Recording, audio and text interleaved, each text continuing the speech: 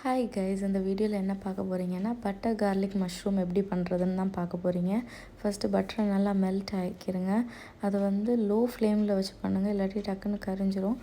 அப்படி லைட்டாக மெல்ட் ஆன உடனே கார்லிக், ஆனியன், சில்லி போட்டு நல்லா அதை வந்து கிண்டி கொடுங்க. அது வந்து நல்லா கலர் சேஞ்ச் ஸ்டார்ட் ஆகிற உடனே சால்ட் ஆட் பண்ணிடுங்க.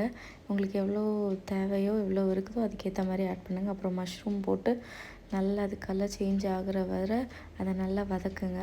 அந்த மஷ்ரூமோட சைஸ் வந்து ரெடியூஸ் ஆக ஸ்டார்ட் ஆகும். அப்போ வந்து நீங்கள் வந்து கரம் மசாலா ஆட் பண்ணி அப்புறம் இது பெப்பர் ஆட் பண்ணி நல்லா வந்து கிண்டி கொடுத்துட்டே இருங்க. அது வந்து கலர் இன்னுமே நல்லா சேஞ்ச் ஆகும். ரொம்ப கலர் சேஞ்ச் ஆன உடனே உங்களுக்கு தேவையான அளவு சில்லி ஃப்ளேக்ஸ் ஆட் பண்ணிக்கோங்க.